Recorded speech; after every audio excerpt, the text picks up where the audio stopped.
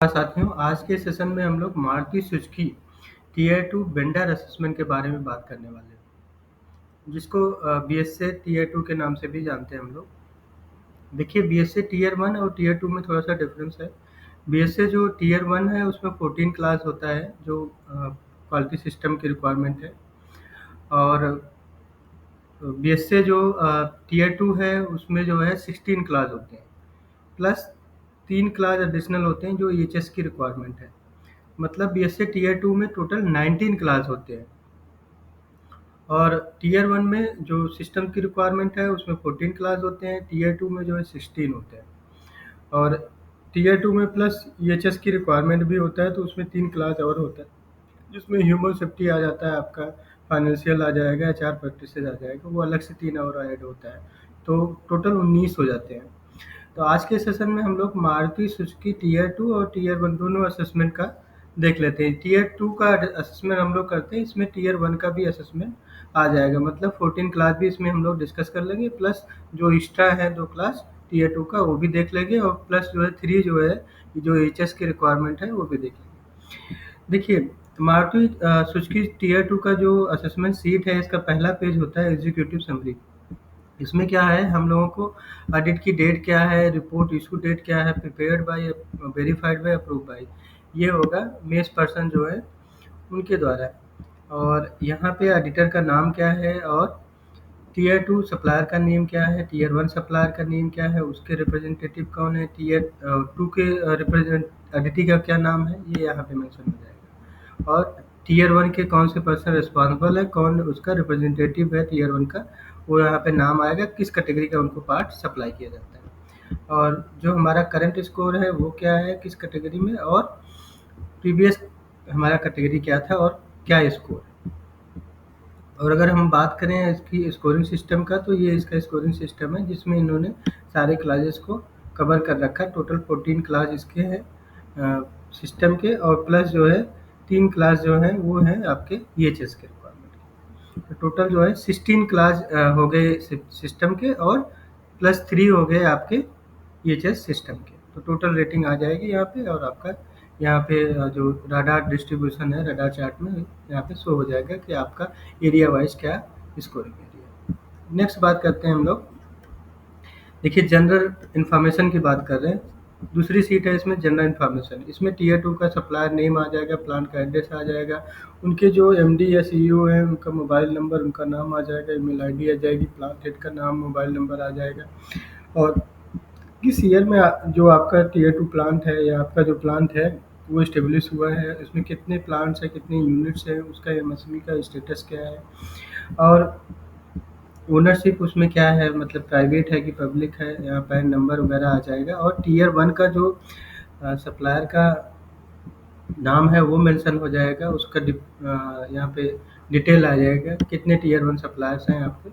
और उसके बाद टीयर 1 सप्लायर के नेम आ जाएंगे ओईएम के लिए, अदर ओईएम जो है उसके लिए आ जाएगा 4M, और मतलब इसमें जो अदर ओईएम्स हैं उसके भी नाम आ जाते हैं। और उसके बाद हम बात करें तो इसमें जो 4M डिपेंडेंसी है अदर ओईएम का, वो भी यहाँ पे हम लोग दिखा दिखा सकते हैं कि 4 व्हीलर में कितना जो है इनकी डिपेंडेंसी है, 2 व्हीलर में कितना है, और नॉन ऑटोमोटिव में क्या डिस्ट्रीब्यूशन है वो भी यहाँ दिखा सकते हैं हम लोग। और इसमें अब बात करें प्रोसेस कैटेगरी क्या है, प्रोडक्ट की कैटेगरी क्या है। नेक्स्ट बात करते हैं सर्टिफिकेशन। देखिए, जो आपके टीयर 2 में जो सर्टिफिकेशन आपके पास है वो आप यहाँ पे शो कर सकते हैं, या टीयर 1 में क्या सर्टिफिकेशन है वहाँ पे शो कर सकते हैं। जैसे आईएटीएफ की रिक्वायरमेंट, आईएटीएफ का सर्टिफिकेट है तो उसकी वैलिडिटी क्या है, उसका एजेंसी का नाम क्या है, सर्टिफिकेशन नंबर क्या है। ओसास आईसो 45,001 जो है उसका क्या सर्टिफिकेशन है कि नहीं, वैलिड है, और उसका सर्टिफिकेशन नंबर क्या है। 14,001 हो गया आपका एनवायरनमेंट मैनेजमेंट सिस्टम, उसका है कि नहीं, वो वैलिड है, या सर्टिफिकेशन एजेंसी का क्या नाम है, ये सारी चीज़ें यहाँ पे आ जाएगी। अब बात करते हैं एम्प्लॉय डिटेल। एम्प्लॉय डिटेल की बात आ जाएगी कि आपके मैन पावर जो है परमानेंट, कॉन्ट्रेक्चुअल, स्टाफ लेवल में क्या है, 1 ईयर के अंदर कितने लोग हैं, और इसमें टोटल जो एक्सपीरियंस ऑफ वर्कर्स हैं वो क्या है, और नंबर ऑफ ईएसआई जो रजिस्टर्ड एम्प्लॉई हैं उनका क्या परमानेंट, कॉन्ट्रेक्चुअल है, ईएसआई स्टाफ लेवल पे कितने लोग हैं, ईएसआई का रजिस्ट्रेशन नंबर आ जाएगा, नियरेस्ट ईएसआई हॉस्पिटल आ जाएगा। यहाँ पे human injury accident incident permanent disable जैसे फिंगर, हैंड या लेग एटीसी इसमें कवर होता है, जैसे नियर मिस हो गया, माइनर इंजरी हो गई और मेजर फैटल हो गया, तो उसका जो है रिकॉर्ड चाहिए 3 साल का प्रीवियस ईयर का, मतलब करंट ईयर का चाहिए, 2 साल का पहले का चाहिए, दो प्रीवियस ईयर हो गए, एक करंट ईयर का क्या है। और फाइनेंशियल स्टेबिलिटी की बात करें तो हमें जो है क्या कंपनी की नेट सेल है, नेट कंपनी का ग्रुप सेल क्या है, और नेट कंपनी का प्रॉफिट कितना है, 3 साल का डाटा हमें चाहिए होता है फाइनेंशियल ईयर का। और इसमें जो है एडिक्वेट मैन्युफैक्चरिंग कैपेबिलिटी क्या है, नंबर ऑफ मशीन क्या है, टनेज वाइज उसका रेंज क्या है, कैपेसिटी क्या है, मेक क्या है मशीन का, ये सारी चीज़ें यहाँ पे मेंशन करेंगे, वर्किंग आवर्स कितने का है, ठीक है, वर्कर के लिए। अब हम बात करने वाले हैं पार्ट सिस्टम रिक्वायरमेंट, जो क्वालिटी सिस्टम की रिक्वायरमेंट है, पार्ट ए। देखिए पार्ट ए में क्या है, टोटल 16 क्लासेस हैं, तो वन बाय वन हम सारे क्लास की रिक्वायरमेंट समझ लेते हैं। देखिए सबसे पहले हम क्लास 1 की रिक्वायरमेंट देखते हैं, ये क्या है, production preparation and new product development. इसमें क्या है, जो एरिया ऑफ एडिटिंग है वो है regarding implementation rule of production preparation. देखिए कंसर्निंग एरिया इसमें क्या है, या कंसर्निंग रेगुलेशन क्या है, do you define the procedure for new product development including the following, scope of the part, responsibility of the each department, control content item, ये सारी चीज़ें हैं कि नहीं, इसमें चेक क्या करना है हमें। Procedure for product development from receipt of the order to SOP at customer, order receipt से लेकर के जो एसओपी पे कस्टमर इन पे उसका प्रोसीजर होना चाहिए, एआईआईजी की गाइडलाइन को वहाँ पे अवेलेबल भी होना चाहिए। एपीक्यूपी मैट्रिक्स हमें हमारे पास होना चाहिए, उसमें जो है जो एक्टिविटी डिसाइड होना चाहिए वो बेस्ड होना चाहिए, कैटेगरी ऑफ पार्ट पे होना चाहिए, नया है कि मॉडिफिकेशन है, रोल रिस्पॉन्सिबिलिटी उसमें डिफाइन होना चाहिए, जो उसमें एक्टिविटी है मैच होना चाहिए प्रोसीजर से, कि मिनिमम एनपीडी क्या है, ईसीएल पीसीएल प्लांट का location, supplier chain, RM chain जो है वो भी एड्रेस होना चाहिए, critical activity, tool development, supplier development, ये सारी चीज़ें उसमें आइडेंटिफाई होनी चाहिए। नेक्स्ट बात करते हैं हम लोग regarding management implementations by the production preparation plan and report master plan. इसमें है कंसर्निंग रेगुलेशन है, do you implement follow to control the schedule and progress of production preparation item including top management. देखिए इसमें क्या है, customer का spec वगैरह आ जाता है, स्पेक रिव्यू मीटिंग जो करते हैं कस्टमर से वो आ जाएगा, उसका रिकॉर्ड आ जाएगा, उसके जो कस्टमर के इवेंट वगैरह होते हैं या इवेंट होते हैं, जैसे सैंपल अप्रूवल हो गया, जैसे ट्रायल का डेट्स हो गया, एसओपी हो गया, कस्टमर इन पे वेंडर का इवेंट्स वगैरह हो गया, सैंपल सबमिशन या पायलट लॉट सबमिशन, ये सारी चीज़ें हमें जो टाइमिंग प्लान है, हमारा जो टाइमिंग प्लान हमने बना रखा है उस प्लान में मेंशन होना चाहिए। दूसरा जो एक्टिविटी मैचिंग हो रहा है प्रोसीजर से, जैसे एपीक्यूपी मैट्रिक्स है तो प्रोसीजर से लिंक होना चाहिए, उसकी एक्टिविटी जो है मैच होना चाहिए, और जो रिव्यू की फ्रिक्वेंसी है वो भी उसमें डिसाइड होना चाहिए कि कब कब ये प्रोजेक्ट जो है रिव्यू किया जाएगा, और जो एविडेंस ऑफ रिव्यू है प्रोजेक्ट लीडर या टॉप मैनेजमेंट के द्वारा वो भी टाइमिंग प्लान में मेंशन होना चाहिए, कब कब रिव्यू होने वाला है इसका, और एमएम या उसका जो रिव्यू का रिकॉर्ड्स होगा वो होना चाहिए। Micro timing plan matching with micro plan, देखो माइक्रो प्लान और माइक्रो प्लान जो है टाइमिंग प्लान मैच होना चाहिए, जो कोई मान लीजिए डिले हो रहा है प्लान वर्सेस एक्चुअल में टाइमिंग प्लान में, तो वो भी कैप्चर होना चाहिए, टाइम प्लान अप्रूव होना चाहिए टॉप मैनेजमेंट से, क्वालिटी प्लानिंग साइन ऑफ होना चाहिए before hand over the part two production team. मान लीजिए प्रोडक्शन टीम को हैंडओवर का जो नोट्स वगैरह हम लोग बनाते हैं वो सारी चीज़ें होनी चाहिए, और जो क्वालिटी प्लानिंग का डॉक्यूमेंट है वो साइन ऑफ होना चाहिए, आरएफक्यू रजिस्टर वगैरह मेंटेन करना चाहिए, ये सारी चीज़ें इसमें आती है। नेक्स्ट इसी में रिक्वायरमेंट आता है defect prevention on stage of process design by using PFMEA matrix diagram. देखिए इसमें क्या आता है, concerning regulation, do you consider following item and implement corrective and preventive action to process and standard before regular production. इसमें क्या आता है, troubles in the past आ गया, डिफेक्ट आइटम इंस्पेक्टेड आ गया, defect item unable to capture at customer, defect item difficult to repair. इसमें procedure आ गया एफएमईए का, लिस्ट ऑफ प्रॉब्लम रिपोर्टेड हो गया, past at customer in house development supplier in पे, थिंग्स गॉन रॉन्ग वगैरह आ गया, लेसन लर्न आ गया, past experience कॉकट और सीट वगैरह से, ये सारी चीज़ें इसमें आ जाती है। रेटिंग आ गया एफएमईए का एज पर एआईजी गाइडलाइंस के थ्रू होना चाहिए, उसका बैकअप डाटा भी चाहिए रेटिंग का, कि किस बेस पे हम लोग सिवियरिटी या अकरेंस डिडक्शन वगैरह डिसाइड कर रहे हैं, उसका बैकअप डाटा चाहिए। और allocation of severity occurrence and detection as per AIAG guideline, cut off criteria for taking action as per AIAG manual, जैसे मान लीजिए कि आपका जो एफएमई आप बना रहे हो उसमें जो है जो आरपीएन की रेटिंग वगैरह है, कट ऑफ का उसमें थ्रेशोल्ड फ्रीक्वेंसी क्या है या थ्रेशोल्ड क्राइटेरिया क्या है, किस क्राइटेरिया पे आप एक्शन लोगे, वो सारी डिसाइड होना चाहिए। रिव्यू प्लान होना चाहिए फैमिली का, एविडेंस ऑफ रिव्यू डिसाइडेड होना चाहिए क्राइटेरिया और डिसाइडेड फ्रीक्वेंसी के द्वारा। इसी में एक नेक्स्ट रिक्वायरमेंट है product process evolution at the quality evolution meeting in each trial. देखिए इसमें कंसर्निंग रेगुलेशन क्या है, do you prevent defect by quality improving activity of cross functional team to evaluate quality performance. इसमें हम लोग जैसे आ गया समरी इन पीडीसीए सीट आ गया, summary in adequacy of analysis, effectiveness of counter measure, सारी चीज़ें आ गई। दूसरे क्लास की अगर हम बात करें तो इसमें आता है regulation for initial production control. देखिए आईपीसी की बात कर रहे हैं, इनिशियल प्रोडक्शन कंट्रोल की बात कर रहे हैं। तो इसमें जो कंसर्निंग रेगुलेशन है कि do you defined following item related to initial production control by standard. जैसे कंट्रोल्ड पार्ट हो गया, कंट्रोल्ड आइटम हो गया, इंस्पेक्शन मेथड हो गया, इनिशियल प्रोडक्शन कंट्रोल का पीरियड हो गया, कौन इसको जो है अनाउंस करेगा कि प्रोडक्शन या इनिशियल प्रोडक्शन कंट्रोल शुरू हो गया और कब एंड हो गया, ये सारी चीज़ें उसमें आ जाती हैं।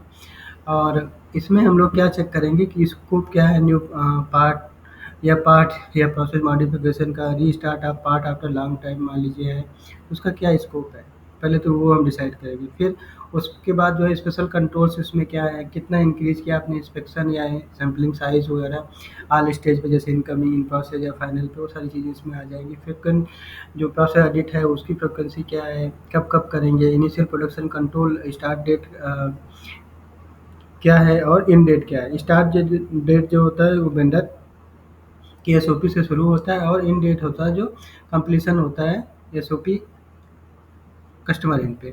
इनिशियल प्रोडक्शन कंट्रोल पीरियड क्या है और मिनिमम जो क्वांटिटी है वो कितना प्रोड्यूस होगा आईपीसी के दौरान। पर्सन रिस्पॉन्सिबल है स्टार्ट और एंड डेट के लिए। फिनिश कंडीशन क्या है और टारगेट क्या है कस्टमर कंप्लेन का। रिजेक्शन कस्टमर एंड पे क्या है। इन हाउस जो हम टर्मिनेशन सीट या एग्जिट सीट बनाते हैं उसमें ये सारी कंडीशन मेंशन होनी चाहिए कि कस्टमर का कंप्लेन का क्या टारगेट है, रिजेक्शन कस्टमर इन पे कितना हो चाहिए, इन हाउस का रिजेक्शन का क्या स्टेटस है, सप्लायर पार्ट का रिजेक्शन क्या है, प्रोसेस की कैपेबिलिटी क्या है, डिफेक्ट रेट क्या है, process audit counter measure closure क्या है, इफेक्टिवनेस क्या काउंटर मेजर वगैरह क्या है, ये सारी चीज़ें इसमें आ जाएगी। नेक्स्ट बात करें अगर कंसर्निंग रेगुलेशन की, देखिए इसमें दूसरा रिक्वायरमेंट है, how do you defined item required special control during the initial production control. Do you set sticker stricter inspection method that the orderly inspection. तो आपने इसमें क्या अलग किया है इंस्पेक्शन मेथड वगैरह में, वो सारी चीज़ें आ जाती हैं। जैसे कि हम इसमें पार्ट चेक करेंगे, evidence in the implementation of special control as defined in IPC procedure में जो डिफाइंड है वो करेंगे, इनकी सैंपल साइज, इनकी फ्रिक्वेंसी, ये स्पेशल कंट्रोल प्लान देखेंगे आईपीसी का। और इसमें हम लोग क्या चेक करेंगे कि जो प्रोसेस एडिट हो रहा है, वेरिफिकेशन, स्टैंडर्ड ऑपरेशन, सारी चीज़ें देखेंगे। जो स्टेटर विजुअल इंस्पेक्शन आ रहा है, मान लीजिए कि 100% इंस्पेक्शन या 200% इंस्पेक्शन वगैरह आ रहा है, उसका स्टेटस चेक करेंगे। और गेजिंग का देखेंगे, ओके एन जी जो गेजेस है उसका 100% या 200% इंस्पेक्शन हो रहा है। स्टिकर का टारगेट वगैरह देखेंगे IPC. Evidence of monthly monitoring करेंगे, एनालिसिस ऑफ क्वालिटी प्रॉब्लम देखेंगे आईपीसी के समय कितना हम लोग कैसे कर रहे हैं। और उसमें जो है आपका जो है पीडीसीए अप्रोच भी देखेंगे क्या है, मतलब जो एनालिसिस कर रहे हैं प्रॉब्लम एनालिसिस। और उसमें जो है स्पेशल कॉलर टैग या पैकिंग बिन या ट्रॉली यूज़ करते हैं आईपीसी पीरियड में, वो सारी चीज़ें हम लोग देखेंगे। टर्मिनेशन सीट साइन ऑफ है कि नहीं रेस्पेक्टिव प्रोसेस ओनर से, और उसकी क्राइटेरिया मीट कर रहा है कि नहीं, ठीक है। और इसमें जो एविडेंस ऑफ कम्युनिकेशन है स्टार्ट और इन डेट आईपीसी की, वो सारी चीज़ें हम लोग देखने वाले हैं। नेक्स्ट बात करते हैं हम लोग क्लास नंबर 3 की, चेंजिंग मैनेजमेंट, जो क्रिटिकल क्लास है। देखिए क्रिटिकल क्लास की बात करें तो चेंजिंग मैनेजमेंट क्या है, इसका क्रिटिकल क्लास है। इसमें जो ऑडिट की रिक्वायरमेंट है, एरिया है, वो क्या है, definition and implementation of changing management. तो कंसर्निंग अगर रेगुलेशन की बात करें, पहला क्या है, do you define the unexpected change in unusual plan change clearly. तो इसमें जो है हम लोग चेक करेंगे फोरम का प्रोसीजर वगैरह है, उसमें डिफाइन किया गया कैटेगरी ऑफ चेंजेस क्या है, मूवमेंट या फोरम चेंज डब्ल्यू वाई वगैरह है कि नहीं। कैटेगरी ऑफ चेंजेस की बात करें, plan change, unplan change, abnormal situation, ये सारी चीज़ें इसमें आ जाएंगी।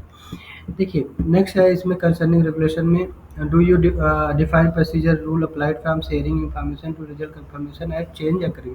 तो इसमें जो है हम लोग क्या दिखाएंगे, action to be taken at the change point, जैसे रिकॉर्ड ऑफ फोरम हो गया, evidence of signature of quality in production है।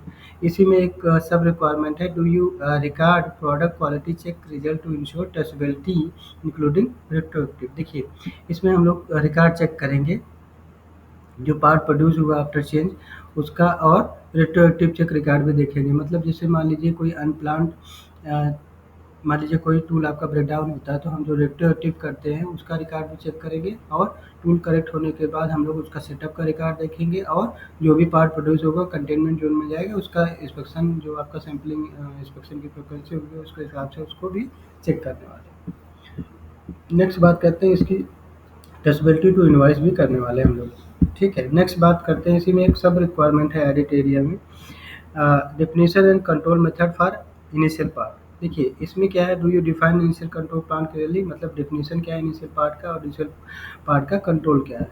और इसी में एक सब रिक्वायरमेंट है कंसर्निंग रेगुलेशन में, do you control initial part separately and make quality record about the both internal and outsource process including. देखिए इसमें क्या करेंगे, पार्ट चेक करेंगे, सेपरेट टैग है कि नहीं, पार्ट पे आइडेंटिफाई है कि नहीं, उसमें इनिशियल पार्ट है कि, और जो टैग है, और उसके बाद जो है जो इंस्पेक्शन रिपोर्ट है इनिशियल पार्ट का वो देखेंगे, सेपरेट लॉक एरिया देखेंगे, और इनिशियल जो पार्ट हो रहा है, प्रिपेयर हो रहा है, कस्टमर को सेंड किया जा रहा है, उसकी बैलेंस क्वांटिटी कितनी है, क्या एक्शन ले रहे हैं। ठीक है, कस्टमर फीडबैक के बाद नेक्स्ट बात करते हैं हम लोग क्लास नंबर 4, जो चौथा रिक्वायरमेंट है वो क्या है, स्टैंडर्ड मैनेजमेंट का।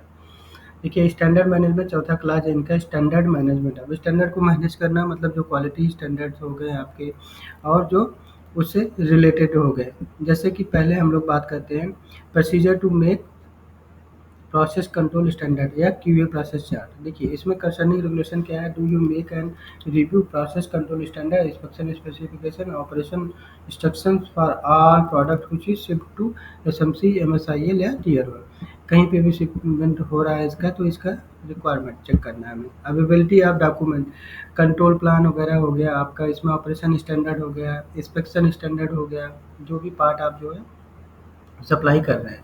और प्रोसीजर हो गया प्रिपरेशन और कंट्रोल ऑफ डॉक्यूमेंट, जैसे उसमें क्या है, डिपार्टमेंट का इंचार्ज कौन बना रहा है, कौन उसको पर्सन मेक कर रहा है, उसकी अथॉरिटी क्या है, कौन अथराइज पर्सन है, और जो रिवीजन का रूल है, रिवीजन हिस्ट्री है, इंटरनल एक्सटर्नल जो भी है, उसका रिटेंशन पीरियड क्या है, डिस्ट्रीब्यूशन मैट्रिक्स क्या है, मास्टर कॉपी क्या है, कंट्रोल डॉक्यूमेंट का, master list of document, control plan, operation standard, inspection standard, ये सारे लेटेस्ट रिवीजन होने चाहिए।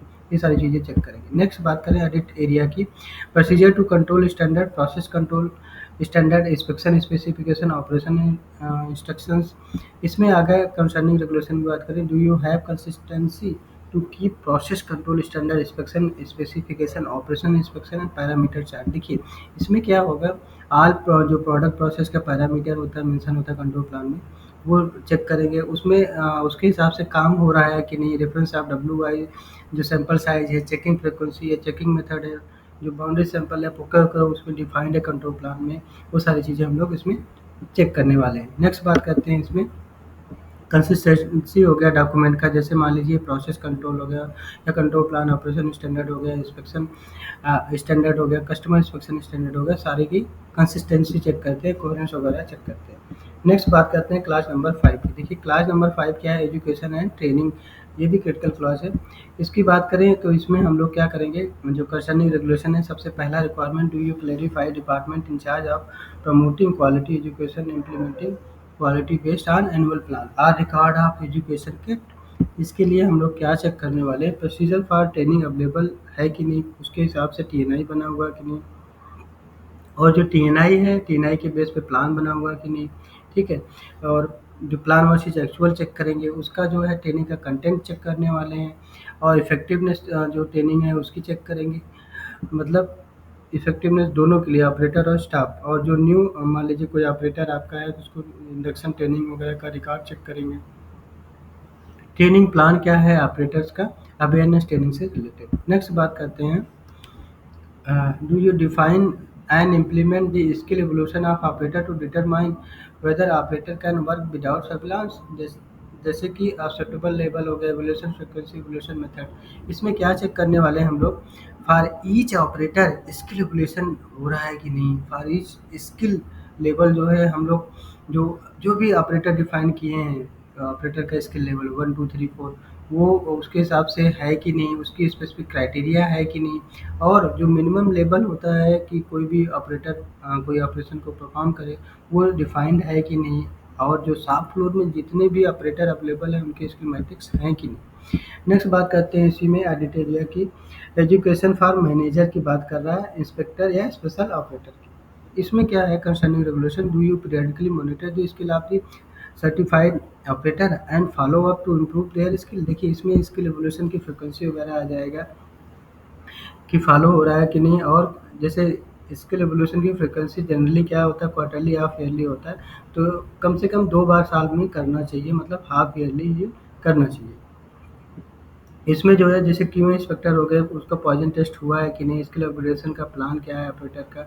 अगर मान लीजिए कोई ऑपरेटर जो है जो लेवल रिड्यूस होता है, तो वो प्लान जो है स्किल मैट्रिक्स में होना चाहिए कि इसका स्किल अपग्रेडेशन का क्या प्लान है। नेक्स्ट बात करते हैं क्लास नंबर 6 का। इसमें क्या है, क्वालिटी एडिट्स और प्रोसेस वेरिफिकेशन। सारे क्वालिटी एडिट्स इसमें आ जाते हैं, जैसे कि इंटरनल एडिट्स आ जाते हैं, आपका प्रोसेस एडिट आ जाता है, प्रोडक्ट एडिट आ जाता है। और इसमें जो है आपके एडिट की फ्रिक्वेंसी आ जाएगी, चेक शीट आ जाएगा, इंटरनल एडिट का क्राइटेरिया आएगा, एनसी क्लोजर टाइम आ जाएगा, और प्लान आ जाएगा internal edit, product process edit का। और इसमें प्लान में जो है सारे एरिया जो है प्रोसेस जो है कवर होने चाहिए, सारे वर्किंग शिफ्ट कवर होना चाहिए, एविडेंस जो है जो एडिट कंडक्ट हो रहा है उसका होना चाहिए, सारे शिफ्ट का evidence of improvement in case of issue defined, NC reported वगैरह, एनसी समरी शीट इसमें होना चाहिए। अब इसी में एक सब रिक्वायरमेंट है कि कंटेंट ऑफ प्रोसेस रिव्यू। देखिए इसमें दो कंसर्निंग रेगुलेशन है। एक है do you confirm consistency between actual operation and standard.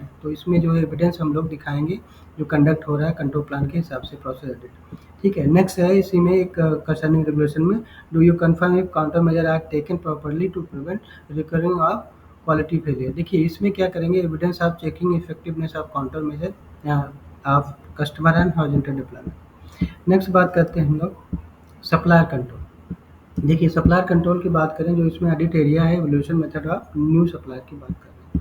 New supplier का आपका क्या प्रोसीजर है कि नहीं सप्लायर सिलेक्शन का, उसमें acceptance criteria, dropping criteria, individual selection हो गया, quality top management for new supplier, selection based on system audit available है कि नहीं, check for RM BOP job और कंज्यूमेबल, इसका एक एग्जाम्पल जो है शो करना होगा, एविडेंस ऑफ इम्प्लीमेंटेशन, ये सारी चीज़ें हम लोग शो करेंगे ड्यूरिंग ऑडिट। नेक्स्ट बात करते हैं हम लोग क्लास नंबर 8। देखिए क्लास नंबर 8 क्या है, handling abnormality in quality.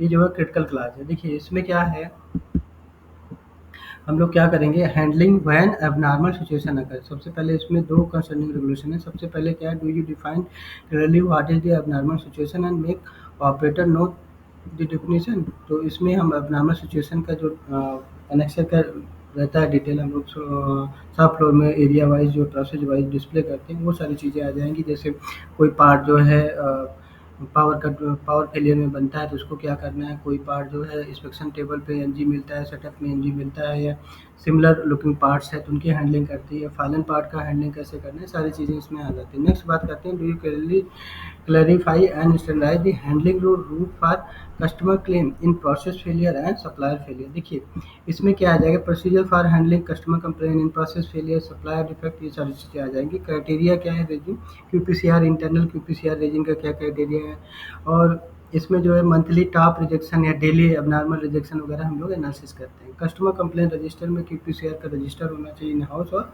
Supplier defect के लिए भी होना चाहिए।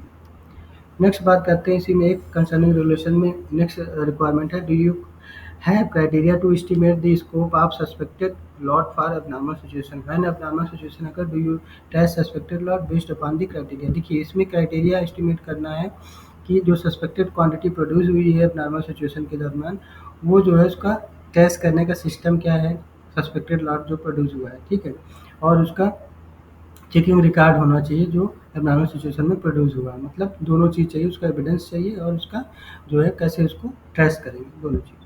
नेक्स्ट बात करते हैं, एक ऑडिट का एरिया है इसी में, हैंडलिंग एबनॉर्मलिटी इन क्वालिटी में, प्रिवेंशन ऑफ रिकरेंस की बात कर रहा है। देखिए, प्रिवेंशन ऑफ रिकरेंस में कस्टमर क्लेम आ गया, इन प्रोसेस फेलियर है, सप्लायर फेलियर, तीनों कवर होंगे। तो इसमें हम लोग क्या चेक करते हैं कि analysis sheet for the analysing of customer complain, in house defect या सप्लायर डिफेक्ट। तो एनालिसिस शीट का आपस शीट वगैरह दिखाएंगे, और मंथली इन हाउस रिजेक्शन का ट्रेंड क्या है, डिफेक्ट वाइज पैरेटो वगैरह दिखाते हैं, सप्लायर का और कस्टमर का क्या है, ठीक है। और क्वालिटी ऑफ एनालिसिस दिखाते हैं, ठीक है। रूट कॉज एनालिसिस वगैरह क्या है इसमें, और इसमें नॉन कंफर्मिंग पार्ट प्रोड्यूस होता है ड्यू टू डिफेक्ट, मान लीजिए कस्टमर इन पे रिपोर्ट हुआ है इन हाउस या सप्लायर इन पे, तो उसको चेक करते हैं हम लोग, कैसे कंट्रोलिंग करते हैं, क्या मेथड है। इसी में एक नेक्स्ट रिक्वायरमेंट है कंसर्निंग रेगुलेशन में, do you reflect corrective action to implement a process control review of standard. तो इसमें काउंटर मेजर आ जाता है, रूट काज वगैरह और स्टैंडर्डाइजेशन, जैसे कंट्रोल प्लान, डब्ल्यू या ऑपरेशन स्टैंडर्ड डिवाइस किया, वो सारी चीज़ें आएगी। After corrective action, next concerning regulation है, after corrective action are taken, do you conduct on site checkup and evolution effectiveness and horizontal development. देखिए, इसमें क्या देखते हैं हम लोग, evidence of the on site verification of counter measure, check for minimum 3 month and horizontal deployment of counter measure, effectiveness of counter measure check करते हैं 3 महीने के लिए, ठीक है। मिनिमम जो है 3 मंथ चाहिए, आप मैक्सिमम 1 साल भी कर सकते हो, 3 मंथ क्या है मिनिमम है जो इनकी रिक्वायरमेंट है। नेक्स्ट बात करते हैं हम लोग क्लास नंबर 9 की। देखिए, क्लास नंबर 9 क्या बोलता है, 5S मैनेजमेंट। तो 5S मैनेजमेंट में हम लोग कंसर्निंग रेगुलेशन की बात करें, ऑडिट एरिया की बात करें, तो सबसे पहले लोकेशन ऑफ प्रोडक्शन साइट आ जाता है। इसमें 3 रिक्वायरमेंट है कंसर्निंग रेगुलेशन का। तो पहला क्या है कि कंडीशन क्या है मटेरियल का, RM में, शॉप फ्लोर में, FG और BOP एरिया में। और उसके बाद जो दूसरा क्या है कि हमें जो चेक करना है, डिजाइनेटेड एरिया पे RM का स्टोरेज का अवेलेबल है कि नहीं, BOP FG का अवेलेबल है कि नहीं। अब इसमें एक नेक्स्ट रिक्वायरमेंट आता है कि lux level, do you implement inspection or critical operation under the properly control environment like luminance, temperature, humidity, vibration, noise, work table, ETC। तो इसमें हम लोग लक्स लेवल का डिफाइन करते हैं as per IS standard. Incoming में क्या है, WIP में फाइनल इंस्पेक्शन टेबल पे कितना है, मिनिमम लक्स लेवल गेजिंग के लिए 500 चाहिए, विजुअल के लिए 700 चाहिए, और अदर एरिया के लिए जो है 300 चाहिए। मॉनिटरिंग नॉइज लेवल की होना चाहिए, प्रोडक्ट क्वालिटी इफेक्ट कर रहा है, कोई प्रोडक्शन या इंस्पेक्शन रहा है, कंडीशन क्या है, height of working inspection table का।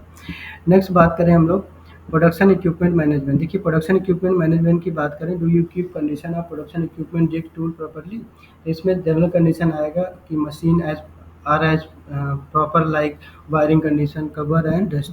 Do you keep condition of inspection equipment properly to ensure accuracy. देखिए, इसमें स्टोरेज आ जाएगा, इंस्पेक्शन जो इक्विपमेंट हम यूज़ कर रहे हैं वो बॉक्स वगैरह में है कि ऐसे ओपन रखा हुआ है, तो ये सारी चीज़ें आ जाएगी। नेक्स्ट बात करते हैं क्लास नंबर 10 की बात करें, तो जो 10वां क्लास है वो equipment inspection equipment, equipment oblique inspection equipment management. तो देखिए, इसमें दोनों चीज़ आती है, इक्विपमेंट और इंस्पेक्शन इक्विपमेंट दोनों आ जाते हैं। उनका मैनेजमेंट कैसे करना है, एक क्रिटिकल क्लास है। तो इसमें जो है मेंटेनेंस आ जाता है इक्विपमेंट का, सबसे पहले जो ऑडिट का एरिया है उसमें जिग और टूल का कंट्रोल आ जाएगा। इसके लिए क्या होगा, जो हमारे मशीन का है उसका प्रोसीजर है कि नहीं, प्रिवेंटिव और ब्रेकडाउन मेंटेनेंस का, और डेली मेंटेनेंस जो है चेक शीट फिल हो रहा है ऑपरेटर के द्वारा नहीं कि नहीं, और उसको सुपरवाइजर वेरीफाई कर रहा है कि नहीं, PM का मशीन का PM का प्लान क्या है, फ्रिक्वेंसी क्या है, प्लान वैसे एक्चुअल हो रहा है कि नहीं, हिस्ट्री कार्ड अवेलेबल है कि नहीं, जो चेक शीट है वो फिल्ड हो रहा है कि नहीं, ब्रेकडाउन एनालिसिस हो रहा है कि नहीं, ब्रेकडाउन एनालिसिस जो है PM में कवर हो रहा है कि नहीं, क्रिटिकल स्पेयर पार्ट का लिस्ट क्या है, अवेलेबल है कि नहीं। ऐसे टूल की बात करें, टूल का PM की अगर बात करें तो उसकी फ्रिक्वेंसी क्या है, प्लान उससे एक्चुअल हो रहा है कि नहीं, हिस्ट्री कार्ड चेक करेंगे, चेक शीट फिल्ड हो रहा है कि नहीं, ब्रेकडाउन एनालिसिस देखेंगे, ब्रेकडाउन एनालिसिस PM में कवर हो रहा है कि नहीं, और क्रिटिकल स्पेयर पार्ट की लिस्ट अवेलेबल है कि नहीं, ये सारी चीज़ें आ जाएगी। नेक्स्ट बात करते हैं maintenance of inspection and equipment. देखिए, इसमें जो है इसी में जो आपका मेंटेनेंस ऑफ इक्विपमेंट जो है टूल था, इसी में एक कंसर्निंग रेगुलेशन में नेक्स्ट रिक्वायरमेंट है, जिसमें लिस्ट आप पोके को देखेंगे, क्रॉस चेकिंग आप पोके को देखें, पोके के फेलियर वगैरह भी आ जाता है, उसका प्रोसीजर और एनालिसिस देखते हैं। नेक्स्ट बात करते हैं इसी में एक कंज्यूमेबल जो टूल फ्रिक्वेंसी डिफाइंड है कि नहीं, उसके द्वारा चेंज रिकॉर्ड भी देखते हैं। और अब हम बात करते हैं ऑडिट एरिया का सेकंड में। देखिए, जो आपका इक्विपमेंट इंस्पेक्शन और इक्विपमेंट मैनेजमेंट है, इसमें जो है क्या है, दूसरा जो एरिया है वो है मेंटेनेंस ऑफ इंस्पेक्शन इक्विपमेंट। इसमें इसमें क्या है, कंसर्निंग रेगुलेशन में दो रिक्वायरमेंट है कि आप जो है कैलिब्रेशन का प्लान है कि नहीं, जो इंस्पेक्शन इक्विपमेंट है उसका प्लान वर्सेज एक्चुअल देखेंगे, और जो इक्विपमेंट यूज हो रहा है उसका जो है एक्सपायरी डेट क्या है, मतलब उसका कैलिब्रेशन का प्लान है कि नहीं। अब नेक्स्ट बात करते हैं इसी में, जो लिमिट सैंपल वहाँ पे डिस्प्लेड हैं उनका विजुअल ओके और एनजी प्रोसेस, दोनों प्रोसेस के होने चाहिए, WIP FG स्टेट हर जगह होना चाहिए, ठीक है। और जो लिमिट सैंपल है उसकी अवेलेबिलिटी है कि नहीं, ये सारी चीज़ें आ गई। नेक्स्ट बात करते हैं हम लोग क्लास नंबर 11 की। देखिए क्लास नंबर 11 में क्या है, इम्प्लीमेंटेशन ऑफ स्टैंडर्ड की बात कर रहा है। तो इसमें इम्प्लीमेंटेशन स्टैंडर्ड में क्या है, सबसे पहले क्या है कि जो मान लीजिए कोई क्रिटिकल ऑपरेशन आप परफॉर्म कर रहे हैं, तो उसका जो है उसमें अलार्म अवेलेबल है कि नहीं, उसमें विजुलाइज़र है कि नहीं क्रिटिकल ऑपरेशन का, उसमें कंडीशन क्या है विजुलाइज़ेशन और अलार्म की, वो सारी चीज़ें मेंशन होनी चाहिए। और दूसरा क्या है, जो डिस्प्ले ऑफ वर्क इंस्ट्रक्शन है, ऑपरेटर स्टैंडर्ड वगैरह है, ऑपरेशन स्टैंडर्ड है, वो इजीली एक्सेसिबल है कि नहीं ऑपरेटर के लिए, वो इजीली एक्सेस होना चाहिए, वो डिस्प्ले होना चाहिए, क्रिटिकल प्रोसेस पैरामीटर और क्वालिटी पैरामीटर उसमें क्या है, और उसमें अंडरस्टूड होना चाहिए WI और quality check point by operator, मतलब उसमें लैंग्वेज वगैरह को ध्यान रखना है कि लोकल लैंग्वेज में होना चाहिए, ऑपरेटर लैंग्वेज में होना चाहिए, जिससे ऑपरेटर क्या है आसानी से उसको समझ सके। इसी में एक नेक्स्ट रिक्वायरमेंट है कि ऑपरेटर वाइज जो है मॉनिटरिंग प्लान होना चाहिए, प्रोडक्शन एरिया शिफ्ट वाइज क्या है, और उसका चेकिंग रिकॉर्ड क्या है, operator monitoring as per check sheet cover कर रहा है कि नहीं, सारी एक्टिविटी जो ऑपरेटर वर्किंग टाइम में डिसाइड है। नेक्स्ट बात करें इसमें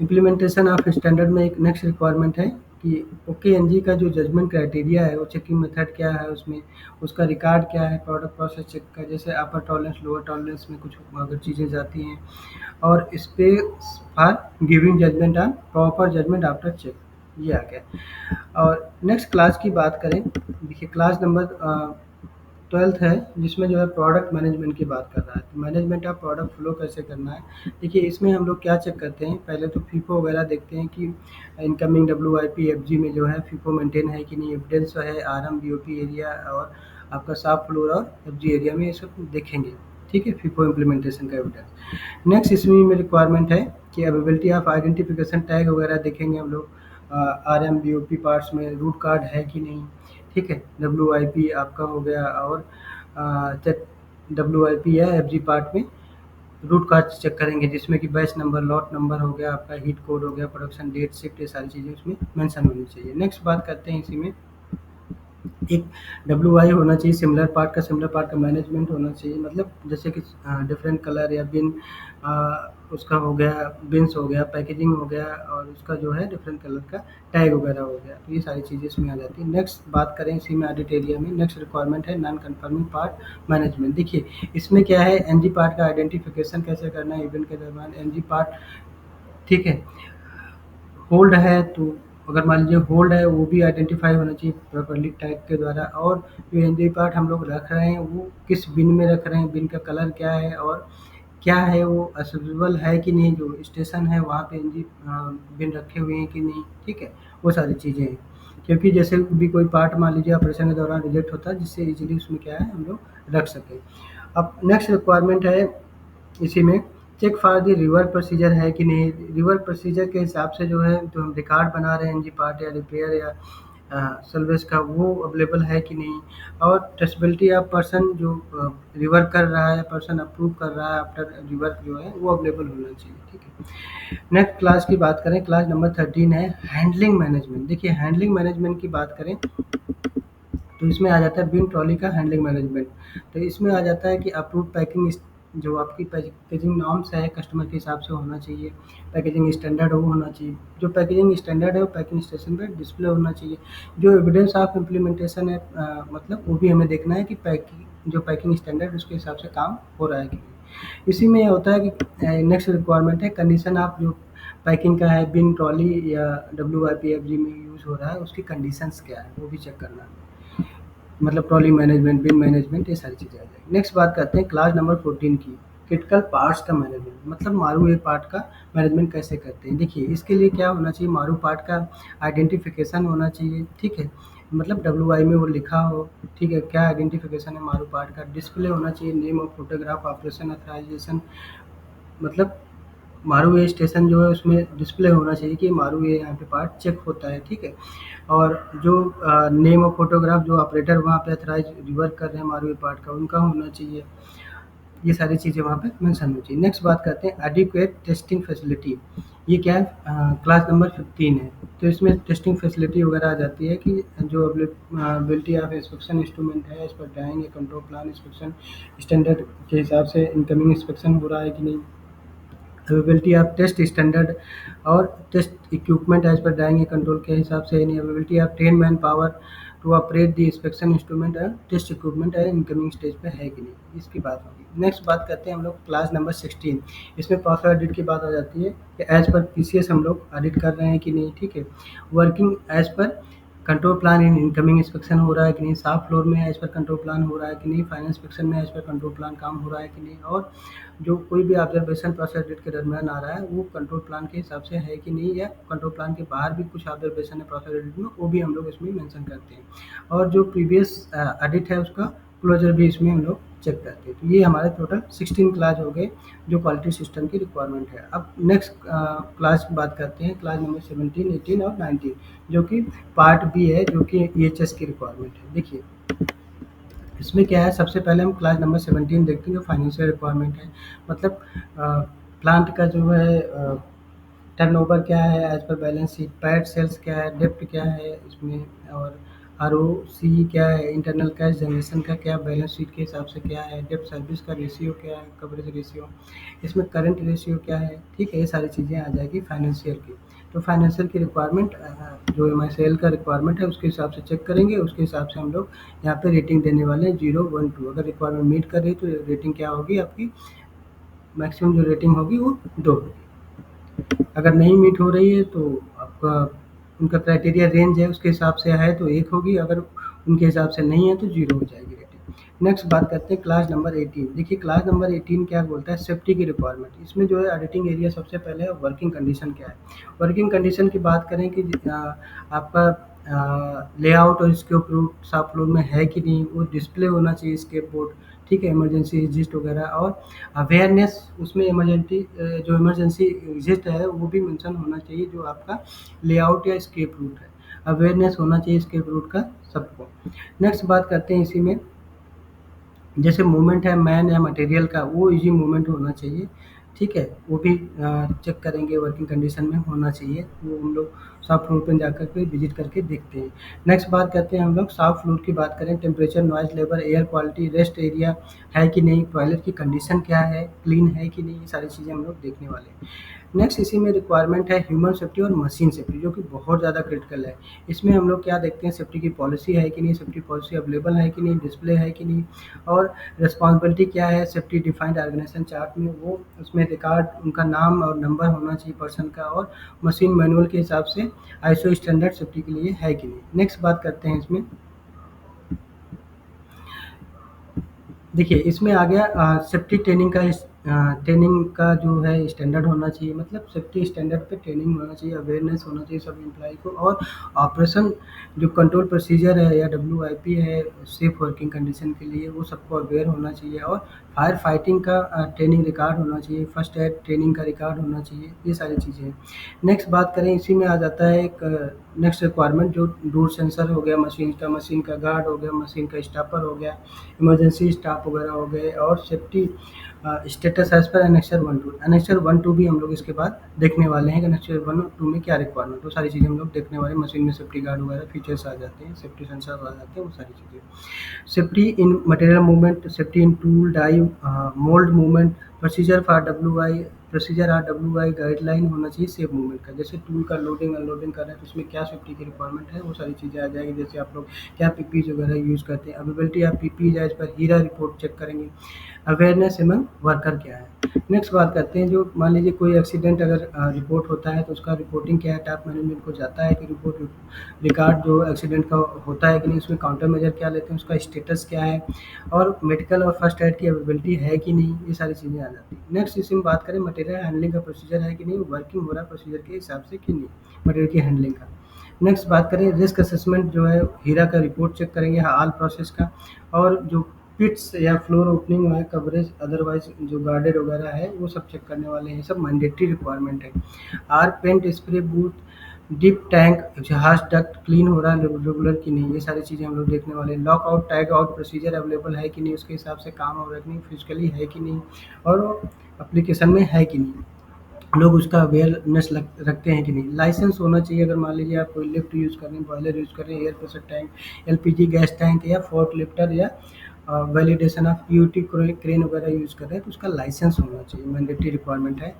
और नेक्स्ट बात करें, is H S D storage licence अगर अवेलेबल है ग्रेटर देन 2500 अवेलेबल है तो वो भी जो है होना चाहिए, मतलब 2500 से ज़्यादा अगर एच एस डी का स्टोरेज है तो वो भी जो है उसका लाइसेंस होना मस्ट है। तो ये सारी रिक्वायरमेंट है। देखिए इसमें अगर मैंडेटरी की बात करें तो ये सारी चीज़ें क्या थी, सिर्फ जो ह्यूमन और सेफ्टी की रिक्वायरमेंट है ये सारी मैंडेटरी हैं, और जो आपकी फाइनेंशियल की रिक्वायरमेंट है वो अदर रिक्वायरमेंट आ जाती है, मतलब ह्यूमन सेफ्टी जो है वो क्या है, मस्ट है, इसमें मैंडेटरी रिक्वायरमेंट है। नेक्स्ट बात करते हैं हम लोग,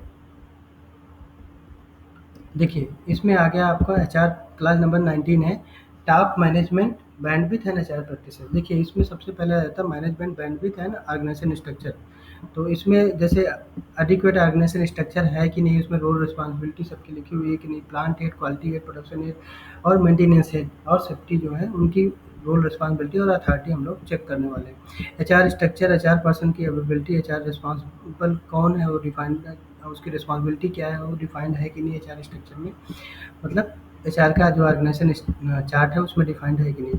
अब नेक्स्ट बात करते हैं रिव्यू मैकेनिज्म क्या है, टॉप मैनेजमेंट जो है सेफ्टी पैरामीटर्स वगैरह वेरीफाई करता है कि नहीं, और मॉनिटर करता है कि नहीं, पैरामीटर एक्सीडेंट वगैरह जो हो जाते हैं तो उनका क्या सिस्टम, ये सारी चीज़ें देखते हैं। इसी में एक नेक्स्ट रिक्वायरमेंट है जो ऑडिट एरिया है, स्टैट्यूटरी कंप्लायंस। देखिए ये भी सब मैंडेटरी रिक्वायरमेंट है कि इसमें चाइल्ड लेबर की पॉलिसी अवेलेबल है कि नहीं, नॉट लेस देन 14 ईयर उसमें मेंशन होना चाहिए। नेक्स्ट बात करते हैं मिनिमम वेज, मान लीजिए कोई स्किल ऑपरेटर है तो उसका मिनिमम वेज क्या होना चाहिए, वो पेड हो रहा है कि नहीं वो चेक करना है, ये भी mandatory requirement. Factory licence available है कि नहीं, वैलिड है कि उसकी वैलिडिटी क्या है, वो भी मैंडेटरी रिक्वायरमेंट है। कॉन्ट्रैक्चर का लाइसेंस है कि नहीं, कॉन्ट्रैक्टर जो है उसका लाइसेंस है कि नहीं, ठीक है, कॉन्ट्रैक्टर का लाइसेंस हो गया, उसका एग्रीमेंट कॉन्ट्रैक्टर के द्वारा, ठीक है, तो वो क्या है, ये सारी चीज़ें हम लोग चेक करने वाले हैं, भी मैंडेटरी रिक्वायरमेंट है। Standing orders there are not, तो ये सारी चीज़ें हम लोग देखने वाले हैं कि ये अप्लीकेबल है जहाँ पे 100 से ज़्यादा वर्कमैन है या एम्प्लॉय ऑन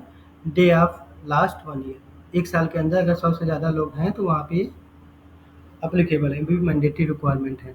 नेक्स्ट है कि post policy available and compulsory training given for the same, तो पोस्ट पॉलिसी का ट्रेनिंग मैंडेटरी है, ठीक है। नेक्स्ट बात करें consent to operate, CTO, CTO जो है उसकी अवेलेबिलिटी क्या है, वैलिडिटी क्या है, वो एयर वाटर की, वो भी मैंडेटरी रिक्वायरमेंट है। नेक्स्ट बात करने वाले हैं हम लोग, देखिए सीटीओ के बाद क्या है, ईएसआई और पीएफ की बात कर रहे हैं, ये भी मैंडेटरी रिक्वायरमेंट है, मतलब सारे जो वर्कर या एम्प्लॉई हैं वो कवर हो रहे हैं कि ईएसआई में कि नहीं, और पीएफ जो है कंट्रीब्यूशन एम्प्लॉई का क्या है, एम्प्लॉयर का क्या है, वो सारे दोनों हो रहा है कि नहीं, ड्यू डेट क्या है इसका, चालान का, रिमिटेंस, जैसे बैंक में पीएफ जो है 15 तारीख के पहले हो जाना चाहिए, ठीक है, एवरी 15 तारीख को हो जाना चाहिए। और मैंडेटरी जो मैनेजमेंट रिव्यू है status CSI PF contribution payment का, वो हो रहा है कि नहीं, ठीक है, कि मतलब 15 तारीख तक हो जा रहा है कि नहीं, वो सारी चीज़ें इसमें रिव्यू होगी। ईएसआई और पीएफ मैनेज हो रहा है, कॉन्ट्रैक्टर के का भी हो रहा है कि नहीं, मैनेजमेंट उसको रिव्यू कर रहा है कि नहीं, ठीक है। नेक्स्ट बात करें ऑडिट एरिया की, इसी में बात करें हजार्डस वेस्ट मैनेजमेंट का होता है, उसमें क्या है कि डिफरेंट टाइप के जो हजार्ड्स हैं वो आइडेंटिफाई है कि नहीं, साफ रूम का स्टैंडर्ड क्या है, प्रोसीजर है कि नहीं, और उसके हिसाब से उसमें सेग्रीगेशन जो डिफरेंट टाइप के वेस्टेज हैं उसका है कि नहीं, मतलब कि ऑयल सोक्ड अलग है, कॉटन का अलग है, टेबल का अलग है, ये सारी चीज़ें हो गई। स्टोरेज और कुछ स्क्रैप वगैरह उसका अलग है। और उसकी बात करें हम, स्टोरेज और डिस्पोजल हो रहा है कि एज पर कंसेंट के हिसाब से जो डिस्पोजल का पीरियड होता है, स्टेज होता है, वो हो रहा है कि नहीं, मतलब जो अथराइज्ड डीलर वगैरह हैं उनके साथ इनका एग्रीमेंट है कि नहीं, और डिस्पोजल हो रहा है एज पर डिसाइडेड फ्रिक्वेंसी की नहीं। अब इसी में नेक्स्ट बात करते हैं हम लोग, देखिए एनेक्सर ए की हमने बात किया था, तो एनेक्सर ए के बारे में अगर हम लोग बात करें तो एनेक्सर ए में देखिए क्या क्या रिक्वायरमेंट है वो हम लोग अभी देख लेते हैं। देखिए एनेक्सर ए क्या होता है, एनेक्सर ए में जो आपके सेफ्टी कंडीशंस है प्रेस मशीन की, वो सारी चीज़ों की बात कर रहा है। देखिए सेफ्टी कंडीशन क्या-क्या है हमारे, सबसे पहले वो हम देख लेते हैं। टू हैंड पुश बटन या सेफ्टी लीवर हो गया, ठीक है? तो वो चेक करेंगे उसका डिस्टेंस क्या है, ठीक है? और मान लीजिए कि मोर देन वन ऑपरेटर उसको कर रहे हैं तो दोनों ऑपरेटर हैं, 2 बटन यूज़ करेंगे, ठीक है? लाइट कर्टन, अब देखिए लाइट कर्टन कैम गार्ड वगैरह हो गया, लाइट कर्टन हो गया, ठीक है? है कि नहीं, काम कर रहा है कि नहीं, सारी चीज़ें आ जाएँगी इसमें। और नेक्स्ट रिक्वायरमेंट की बात करें, गार्डनिंग हो रहा है, फ्लाई व्हील या मूविंग फ्लाई व्हील या मूविंग पार्ट कोई है तो उसमें गार्डनिंग है कि नहीं, सेफ्टी गार्ड उसमें प्रोवाइड है कि नहीं, गार्ड प्रोवाइड है, फुट पैडल मान लीजिए कोई मशीन को ऑपरेट करने के लिए यूज़ कर रहे हैं तो उसमें गार्ड प्रोवाइड है कि नहीं, और ensure press braking mechanism working properly and press being stopped at any point of time during its cycle, तो ऐसा अवेलेबल है कि नहीं इमरजेंसी स्टाफ आप, या कोई मान लीजिए आप उसमें स्टक करते हैं तो जिस ऑपरेशन पे हो वहाँ पे जो है वो रुक जाए। नेक्स्ट बात करते हैं provision of door closure and interlocking with press operation, मान लीजिए कि if braking mechanism is not efficient to stop the stroke, तो ऐसा कोई है डोर क्लोजर वगैरह है कि आप डोर क्लोज कर दीजिए तो वो क्या हो, मशीन स्टॉप हो जाए। फेंसिंग या gardening from side back side of machine, तो कोई गार्डनिंग वगैरह प्रोवाइड कर दीजिए बैक साइड पे, जिससे क्या हो जब वो डोर ओपन हो तो क्या हो मशीन स्टॉप हो जाए। कोई इमरजेंसी स्टॉप हो, ये काम कर रहा है कि नहीं, अवेलेबल है कि नहीं, इजीली अवेलेबल होना चाहिए। और सेफ्टी डाई ब्लॉक, मान लीजिए टूल को आप लोड कर रहे हैं, अनलोडिंग के समय सेफ्टी डाई ब्लॉक यूज़ करना चाहिए। हार्डवेयर जो है मतलब ये लोटो लॉकआउट टैग आउट का जो है ये ईज़िली अवेलेबल होना चाहिए और उसके हिसाब से काम भी होना चाहिए। जब भी हम कोई मशीन में ऑपरेशन परफ़ॉर्म करने जाएँ तो हम लोटो का यूज़ करें। Safety method tool for scrap, मान लीजिए कोई स्टक हो जा रहा है पार्ट रिमूवर या डाई डाई में से, मान लीजिए जो है कोई ब्रेकडाउन हुआ उसमें जो पार्ट का रिमूवल हमें करना है तो उसके लिए टूल अवेलेबल है कि नहीं, ये सारी चीज़ें इसमें आ जाती हैं। ऐसे ही हम बात करें नेक्सट 2 की, तो नेक्सट 2 में क्या है, जैसे हमने प्रेस की बात किया ऐसे ही हम लोग मोल्डिंग मशीन की भी बात करने वाले हैं। उसमें भी सेम चीज़ें रिक्वायरमेंट है कि टू हैंड पुश बटन है कि नहीं, सेफ्टी कर्टन, लाइट कर्टन, सारे इमरजेंसी स्टॉप वगैरह, स्विच वगैरह, लोटो आ गया, मोल्ड का हैंडलिंग आ गया, ठीक है? उसमें लिफ्टिंग वगैरह टूल का आ गया, ठीक है? और इसमें जो हम लोग सेफ मेथड यूज़ करेंगे टूल के लिए या स्क्रैप के लिए हटाने के लिए, या डस्ट कोई मटेरियल स्टक हो गया, पार्ट स्टक हो गया तो उसके लिए क्या है, ये सारी चीज़ें आ जाती हैं। और इसके बाद हमारा एक होता है वेंडर का परफॉर्मेंस शीट, जिसमें हम वेंडर का जो है एमएसआई का क्या लाइन पे डिफेक्ट क्या है, वो सारी चीज़ें आ जाती हैं। और इसमें इंटरनल पीपीएम आपका क्या है। अब इसमें एक नेक्स्ट शीट होती है काउंटर मेजर का, ठीक है, वेरिफिकेशन का। देखिए काउंटर मेजर में आपका आ जाएगा कि किस डेट पे आपने रिसीव किया, ठीक है, रिसीविंग डेट क्या है, इसमें वेंडर नेम वगैरह नेम, क्लस्टर नेम आ जाता है, ऑडिट का डेट वगैरह आ जाता है, ठीक है।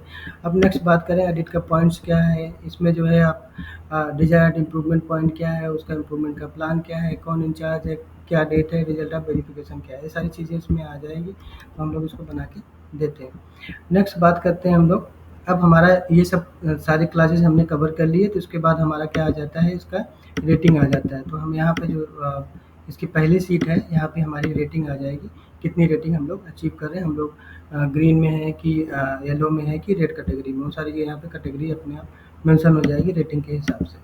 तो साथियों आज के सेशन में इतना ही, थैंक यू वेरी मच।